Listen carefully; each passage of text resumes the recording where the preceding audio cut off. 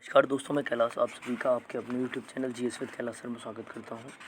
दोस्तों, जैसा कि आप जानते हैं, डेली रात को 9 बजे आपके लिए एसएससी प्रैक्टिस सेट की सीरीज़ लेकर आई जाती है। आज हम इसका 11वां सेट डिस्कस करने वाले हैं और ये जो भी सेट्स हैं ये सभी प्रीवियस ईयर सोल्व पेपर से मिलकर बने हुए हैं तथा इसके अलावा स्पीडी करंट अफेयर्स की सीरीज़ जो है उसका आज हम 5वां अंक डिस्कस करने वाले हैं और वो क्लासेज जो हैं डेली रात को 9:30 बजे अपलोड की जाती हैं, तो दोनों क्लासेस से जुड़ना ना भूलें।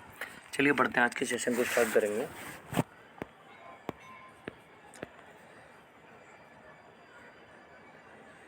पहला क्वेश्चन, ऊषा मेहरा समिति किससे संबंधित है? ऊषा मेहरा समिति का संबंध किससे है? तो इसका सही आंसर होगा वो होगा डी, दिल्ली गैंगरेप केस से। ऊषा मेहरा समिति दिल्ली गैंगरेप केस से संबंधित है। भूतपूर्व दिल्ली हाईकोर्ट जज ऊषा मेहरा ने यह सलाह दी थी कि दिल्ली के हर जोन के एक हॉस्पिटल में एक सेंटर हो ताकि बलात्कार पीड़ितों को तत्काल सहायता मिल सके और दोषियों को तत्काल सज़ा दिलाई जा सके। उन्होंने यह अनुशंसा की कि एक सेंटर में एक पुलिस इंस्पेक्टर, एक फॉरेंसिक विशेषज्ञ, एक काउंसलर हो ताकि बलात्कार पीड़ितों को सारी सुविधाएं एक जगह मिल सकें। अगला क्वेश्चन, फौजा सिंह किससे संबंधित हैं? तो फौजा सिंह जो हैं यह दौड़ से संबंधित हैं।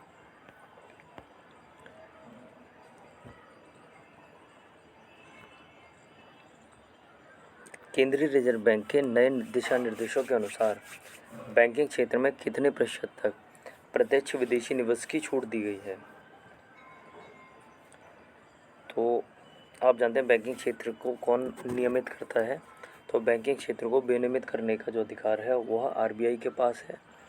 आरबीआई केंद्रीय बैंक है और ये सभी बैंक्स का रेगुलेशन करती है। तो इसके नए दिशा निर्देशों के अनुसार बैंकिंग क्षेत्र में कितने प्रतिशत तक प्रत्यक्ष विदेशी निवेश, फॉरेन डायरेक्ट इन्वेस्टमेंट की छूट दी गई है? तो सही आंसर हो जाएगा डी 49। जिसने भी डी आंसर किया है बिल्कुल ठीक है उनका आंसर। अगला क्वेश्चन 104, आयरन फीस्ट किससे संबंधित है? आयरन फीस्ट किससे संबंधित है? तो सही आंसर हो जाएगा इसका भारतीय वायुसेना के युद्धाभ्यास से। आयरन फीस्ट भारतीय वायुसेना का पहला दिवारात्रि युद्धाभ्यास है। यह 22 फरवरी 2013 को पोखरण फायरिंग रेंज में भारतीय वायुसेना के नेटवर्किंग सेंटर की क्षमता को प्रदर्शित करने के लिए शुरू किया गया था। तो सबसे पहले कब शुरू किया गया? 2013 में। यह भारतीय वायुसेना का दिन रात्रि युद्धाभ्यास था। अगला क्वेश्चन, इंटरपोल का मुख्यालय कहाँ है? इंटरनेशनल पुलिस जो है इसका मुख्यालय कहाँ है स्थित है? पेरिस, लियोन, लंदन या रोम? तो हम जानते हैं इंटरपोल का जो मुख्यालय है यह फ्रांस में स्थित है। इंटरपोल का जो मुख्यालय है कहाँ स्थित है? फ्रांस में स्थित है और यह फ्रांस के लियोन शहर में स्थित है।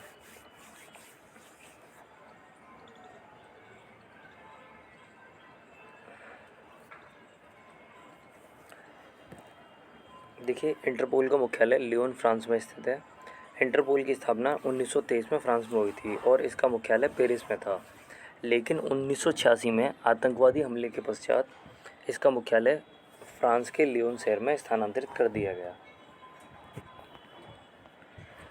बमाको किस देश की राजधानी है? तो बमाको जो है किस देश की राजधानी है? नाइजर, अल्जीरिया, माली या चाड? इनमें से अब देखेंगे बमाको किस देश की राजधानी है। तो सही आंसर क्या हो जाएगा? बी, माली।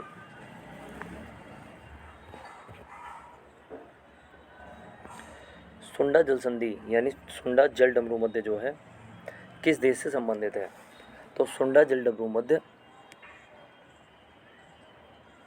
इंडोनेशिया और जावा तथा सुमात्रा के बीच में स्थित है। यह नाम एक इंडोनेशिया शब्द पसुंडन से आया है। इसका मतलब होता है पश्चिमी जावा। तो सुंडा जल संधि जो है यह किससे संबंधित है? तो इंडोनेशिया के जावा तथा सुमात्रा द्वीपों से संबंधित है।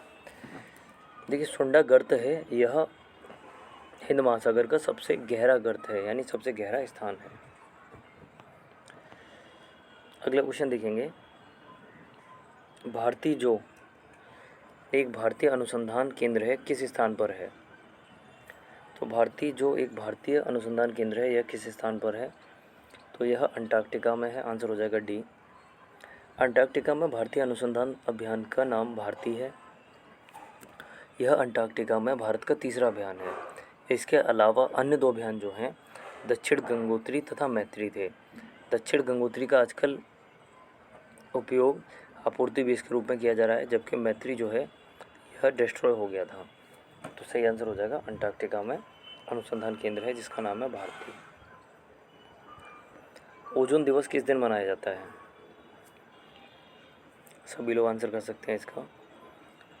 संयुक्त राष्ट्र महासभा ने 16 सितंबर को ओजोन परत की रक्षा के लिए अंतर्राष्ट्रीय दिवस घोषित किया है। तो हम ओजोन दिवस किस दिन मनाते हैं? 16 सितंबर को। अंकाकागुआ किस पर्वत श्रृंखला की सर्वोच्च चोटी है? तो अंकाकागुआ है यह एंडीज पर्वत श्रृंखला की सर्वोच्च चोटी है। आप लोग आंसर करके बताएंगे एंडीज पर्वत श्रृंखला किस महाद्वीप या किस देश में स्थित है? अंकाकागुआ किस पर्वत श्रृंखला की सर्वोच्च चोटी है? तो एंडीज की सर्वोच्च चोटी है जिसे हम अंकाकागुआ के नाम से जानते हैं। आपको बताना है एंडीज पर्वत श्रेणी किस महाद्वीप तथा किस देश में स्थित है।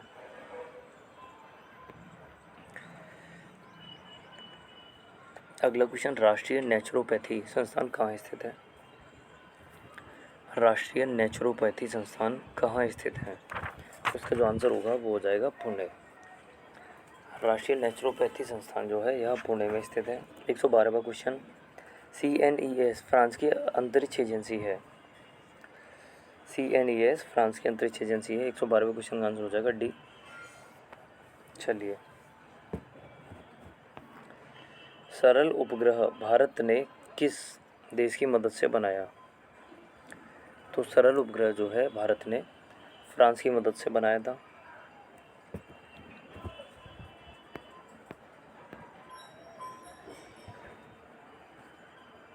कोफीपोसा COFEPOSA का पूरा नाम क्या है? इसका जो पूरा नाम होता है यह होता है conservation of foreign exchange and prevention of smuggling act. COFEPOSA act Indira Gandhi के समय 1974 में पारित हुआ। इसका उद्देश्य विदेशी मुद्रा तथा स्मगलिंग को रोकना था। ईरानी ट्रॉफी किस खेल से संबंधित है? तो ईरानी ट्रॉफी जो है यह क्रिकेट से संबंधित है। खंबात की खाड़ी कहाँ स्थित है? अरेबियन सागर, हिंद महासागर, बंगाल की खाड़ी या दक्षिण महासागर? तो खंबात की खाड़ी जो है गुजरात के पास स्थित है। तो इस प्रकार हम देखेंगे आंसर क्या हो जाएगा। खंबात की खाड़ी भारत के पश्चिमी तट पर अरब सागर में स्थित है। यह गुजरात में है। यह 130 किलोमीटर लंबी है और काठियावाड़ प्रायद्वीप को गुजरात के पूर्वी भाग से अलग करती है। 117वां क्वेश्चन, विश्व में भारत के निम्नलिखित में से क्या सर्वाधिक मात्रा में पाया जाता है? विश्व में भारत में निम्नलिखित में से क्या सर्वाधिक मात्रा में पाया जाता है? तो सही आंसर होगा ए, अभ्रक। संसार में भारत में अभ्रक सर्वाधिक मात्रा में पाया जाता है। डार्क एनर्जी का संबंध किससे है? 118वां क्वेश्चन। चलिए आंसर कीजिए सभी। डार्क एनर्जी का संबंध किससे है? जीरो ऊर्जा से, खतरनाक ऊर्जा से, ब्रह्मांड का प्रमुख तत्व है या पृथ्वी का प्रमुख तत्व है? इसका सही आंसर होगा वो हो जाएगा सी, ब्रह्मांड का प्रमुख तत्व है। डार्क एनर्जी ब्रह्मांड का प्रमुख तत्व है। भौतिक ब्रह्मांड विज्ञान व खगोल विज्ञान में डार्क एनर्जी एक अज्ञात ऊर्जा है जो ब्रह्मांड के विस्तार के लिए जिम्मेदार है। अगला क्वेश्चन, संविधान सभा द्वारा भारतीय संविधान कब पास किया गया?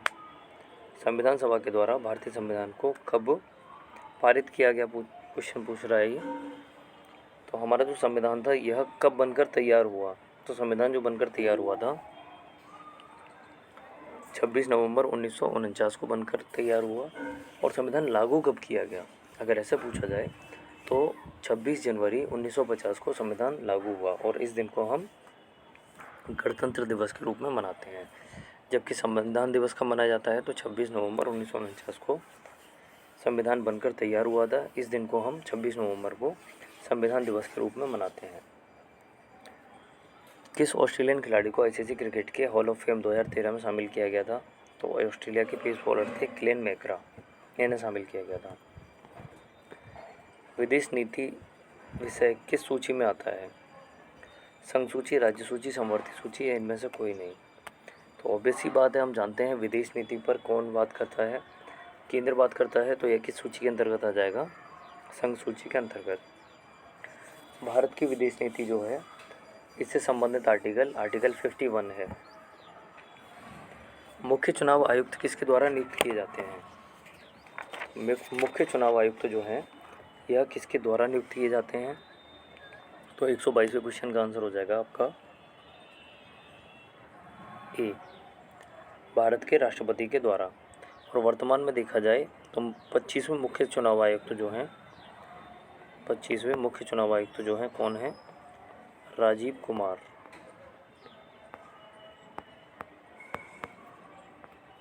राजीव कुमार।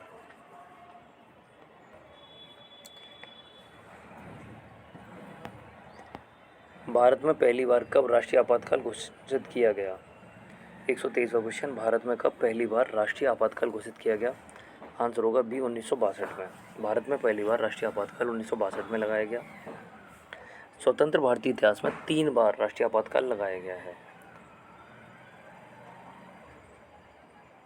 26 अक्टूबर 1962 से 10 जनवरी 1968 तक भारत चीन युद्ध के समय राष्ट्रीय आपातकाल लगाया गया था।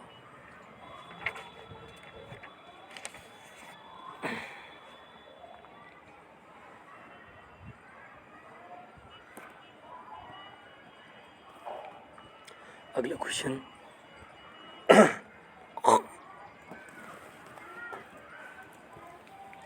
अंतर्राष्ट्रीय जंगल दिवस किस दिन मनाया जाता है? 124वां क्वेश्चन, अंतर्राष्ट्रीय जंगल दिवस जो है यह किस दिन मनाया जाता है? आंसर होगा ये 21 मार्च को। अंतर्राष्ट्रीय जंगल दिवस 21 मार्च को मनाया जाता है।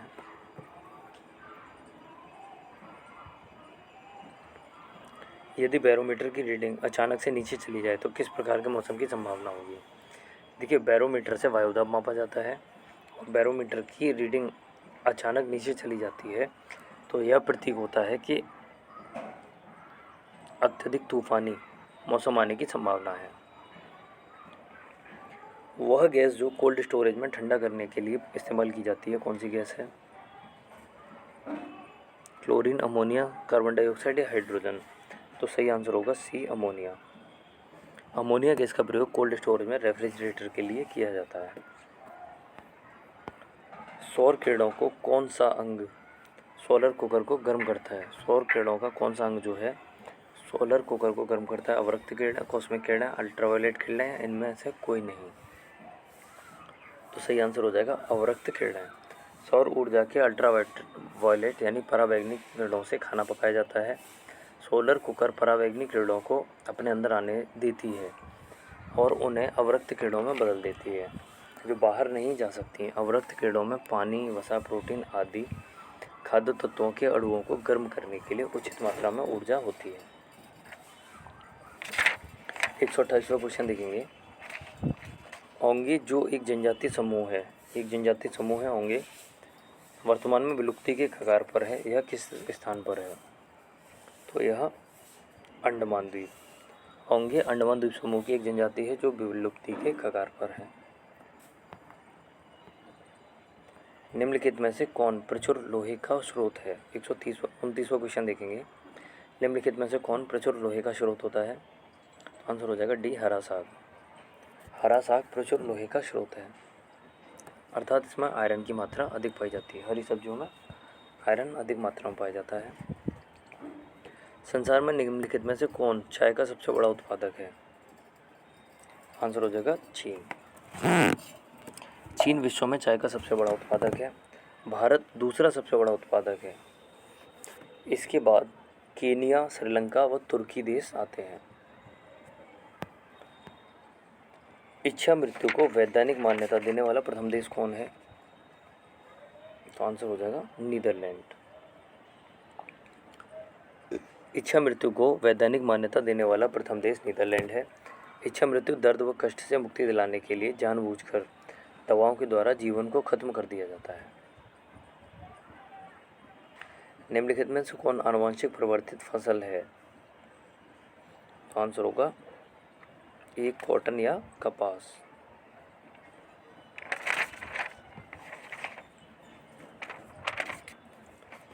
कपास भारत की पहली आनुवंशिक परिवर्तित फसल है। जैव तकनीक वह क्षेत्र है जिससे फसलों का उत्पादन व विविधता बढ़ाने के लिए जीन में परिवर्तन किया जाता है। इस क्षेत्र में किसी विशेष जीन की पहचान करके उसे अलग करके किसी अन्य जीन में स्थानांतरित किया जाता है। एक अनुसंधान सर्वे के अनुसार निम्नलिखित में से किस की जनसंख्या 2050 तक आधी रह जाएगी? तो ऐसा किसी भी देश के साथ नहीं होने वाला। आंसर क्या हो जाएगा? डी, इनमें से कोई नहीं। जनसंख्या बढ़ती ही जाती है और अगर इस प्रकार से जनसंख्या घटे तो देश को चिंता करनी होती है, उसे देखना होता है कि क्या चीज़ें गलत हो रही हैं। तो बिना किसी पैंडेमिक या महामारी के ऐसा नहीं हो सकता। देश की जनसंख्या घट नहीं सकती या आधी नहीं हो सकती। चलिए बढ़ेंगे अगले क्वेश्चन की तरफ। ई कॉमर्स किस टेक्नोलॉजी के लिए इस्तेमाल होता है? आंसर होगा ए, EDI, electronic data interchange. E commerce में इलेक्ट्रॉनिक डाटा एक्सचेंज तकनीक का इस्तेमाल होता है। यह आज प्रचलित B2B ई कॉमर्स तकनीक है। यह कंप्यूटर से कंप्यूटर में व्यापार संबंधी डॉक्यूमेंट्स को स्थानांतरित करता है, जैसे खरीदारी, ऑर्डर, बिल आदि। स्मार्ट कार्ड में पिन को क्या कहते हैं? स्मार्ट कार्ड में पिन को क्या कहा जाता है? यानी पिन की फुल फॉर्म पूछ ली गई है तो इसकी फुल फॉर्म हो जाती है पर्सनल आइडेंटिफिकेशन नंबर। आंसर हो जाएगा बी, पर्सनल आइडेंटिफिकेशन नंबर। शब्द बाइनरी का क्या अर्थ है? 136वां क्वेश्चन, शब्द बाइनरी का क्या अर्थ है? तो बाइनरी का अर्थ होता है 2।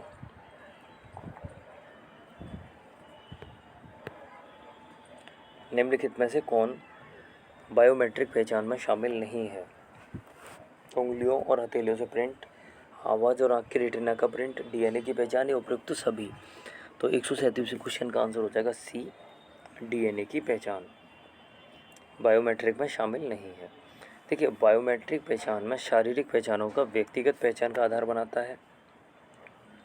बायोमेट्रिक पहचान का प्रारंभिक तरीका फिंगरप्रिंट यानी उंगलियों के निशान और हस्तलेख था, लेकिन अब बायोमेट्रिक में आँख स्कैन, चेहरा स्कैन, हस्तरेखा आदि का भी प्रयोग किया जाता है। तो इसमें DNA की पहचान नहीं की जाती। आप जाते हैं बायोमेट्रिक कराने के लिए, बैंक वगैरह में बायोमेट्रिक किया जाता है, आधार केंद्र पर बायोमेट्रिक किया जाता है, तो आपकी DNA की पहचान नहीं ली जाती। क्या क्या चीज़ें ली जाती हैं आप देखेंगे? फिंगरप्रिंट ली जाती हैं, आँखें स्कैन की जाती हैं, चेहरा स्कैन किया जाता है और हाथों की रेखाओं को स्कैन किया जाता है।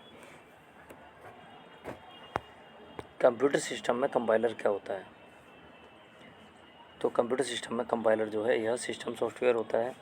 कंपाइलर एक कंप्यूटर प्रोग्राम है जो स्रोत कोड को अन्य लक्ष्य में ऑब्जेक्ट कोड में बदलता है, जिसके सामान्य 2 प्रकार होते हैं। माइक्रो प्रोसेसर निम्नलिखित में से क्या बनाने में इस्तेमाल होता है? कंप्यूटर बनाने में, कैलकुलेटर बनाने में या डिजिटल सिस्टम बनाने में? आंसर होगा डी, उपयुक्त सभी। माइक्रो प्रोसेसर का प्रयोग जो है इन सभी को बनाने में किया जाता है। 140वां क्वेश्चन, MICR शब्द जो बैंकों में चेकों की प्रक्रिया में शामिल होता है का पूरा नाम क्या है? MICR की फुल फॉर्म पूछेगी, सभी लोग प्रयास करेंगे आंसर करने का। MICR का प्रयोग बैंकों में चेकों की प्रक्रिया में इस्तेमाल होता है और इसकी फुल फॉर्म होती है magnetic ink character recognition. Answer हो जाएगा A, magnetic ink character recognition, MICR। चीन की मुद्रा का नाम क्या है? तो चीन की जो मुद्रा है उसे युआन कहा जाता है। किसने नमक सत्याग्रह के दौरान गांधी के साथ नेतृत्व संभाला? एनी बेसेंट, मृदुला साराभाई, मुथुलक्ष्मी या सरोजनी नायडू?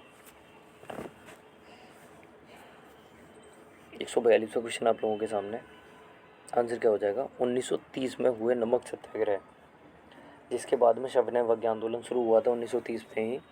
तो नमक सत्याग्रह के दौरान गांधी जी के साथ नेतृत्व किसने संभाला था, तो सरोजनी नायडू इसमें गांधी जी के साथ ही थी। अगला क्वेश्चन, साइमन कमीशन को किस उद्देश्य के लिए बनाया गया था। साइमन कमीशन जो है कब भारत आया, तो 1928 में भारत आया। जॉन साइमन की अध्यक्षता वाले इस कमीशन को श्वेत कमीशन के नाम से भी जाना जाता था, क्योंकि इसमें कोई भी भारतीय सदस्य नहीं था। और इसका उद्देश्य बनाने का उद्देश्य क्या था, तो 1919 में मॉन्टेग्यू चेम्सफोर्ड सुधार या फिर कहेंगे भारत शासन अधिनियम 1919 के द्वारा भारत को उत्तरदायी शासन सौंप दिया गया था। तो उसकी समीक्षा करने के लिए साइमन कमीशन को भेजा गया था। तो साइमन कमीशन का जो भारत आने का उद्देश्य था वो था भारत में भविष्य के प्रशासनिक सुधार हेतु इसे बनाया गया था। अंग्रेजी कंजर्वेटिव सरकार के द्वारा 1927 में भारत सरकार अधिनियम 1919 की अनुशंसा के अनुसार संवैधानिक क्रियाकलापों के ऊपर विचार करके रिपोर्ट तैयार करने के लिए एक समिति बनाई। सर जॉन साइमन के अध्यक्ष बनने के पश्चात इस समिति का नाम साइमन कमीशन रख दिया गया था। निम्नलिखित में से किस आंदोलन में महात्मा गांधी ने भूख हड़ताल को हथियार के रूप में लिया, तो अहमदाबाद आंदोलन। और ये कब हुआ था, 1918। अहमदाबाद का मिल मजदूर आंदोलन जो था 1918 में हुआ और गांधी जी ने इसमें पहली बार भूख हड़ताल का प्रयोग किया। 1918 में मिल मालिकों तथा कर्मचारियों के बीच वेतन वृद्धि को लेकर विवाद चल रहा था। गांधी जी मिल मालिकों को वेतन में 35% की वृद्धि की मांग कर रहे थे, जिसके लिए गांधी जी ने आमरण अनशन की शुरुआत की और वो भूख हड़ताल पर बैठ गए, जिसे बाद में कोर्ट के द्वारा सुलझा दिया गया और कर्मचारियों को 35% बोनस इश्यू किया गया। किसने रॉयल इंडियन नेवी को 23 फरवरी 1940 को समर्पण करने के लिए मनाया। रॉयल इंडियन नेवी ने 1940 में विद्रोह कर दिया था, तो इन्हें समर्पण करने के लिए किसके द्वारा मनाया गया, तो इसे सरदार वल्लभ भाई पटेल तथा मोहम्मद अली जिन्ना ने मनाया। नाइट्रिक एसिड किससे प्रतिक्रिया नहीं करता, 146 क्वेश्चन देखेंगे। नाइट्रिक एसिड जो है किसके साथ प्रतिक्रिया नहीं करता, तो यह सोने के साथ प्रतिक्रिया नहीं करता। 147 क्वेश्चन, एटॉमिक थ्योरी की खोज किसके द्वारा की गई। एटॉमिक थ्योरी की खोज जो है यह जॉन डाल्टन के द्वारा की गई। एक झुंड में ऊर्जा क्या कहलाती है, एक झुंड में ऊर्जा को क्या कहते हैं, तो इसे कहते हैं क्वांटम। एक झुंड में ऊर्जा को क्वांटम कहा जाता है। होम्योपैथी के जनक कौन है, यानी होम्योपैथी के संस्थापक कौन है, तो हैनीमैन को होम्योपैथी का जनक माना जाता है। 150वां क्वेश्चन, खून कहाँ पर शुद्ध होता है, तो खून किडनी में शुद्ध होता है। किडनी हृदय द्वारा बनाए गए यानी उत्पादित खून के 1/4 को प्रतिदिन शुद्ध करता है। यह खून किडनी से शुद्ध होकर शरीर के अन्य हिस्सों में फैलता है, तो सही आंसर हो जाएगा बी, किडनी। दोस्तों, इस प्रकार की सीरीज आपके लिए डेली रात को 9 बजे लाई जाती है तथा 9:30 बजे आपके लिए करंट अफेयर्स की सीरीज़ लाई जा रही है, जिसमें 8 क्लासेस के माध्यम से हम अगस्त 2021 से लेकर 1 जुलाई 2022 तक का करंट अफेयर्स कवर करने वाले हैं। तो वो सीरीज़ अभी कुछ ही मिनटों में स्टार्ट होने वाली है। 9:30 बजे डेली आपके लिए लाई जाती है, तो उससे जुड़ना ना भूलें। चलिए मिलते हैं नेक्स्ट वीडियो में। जुड़े रहने के लिए धन्यवाद। Good evening.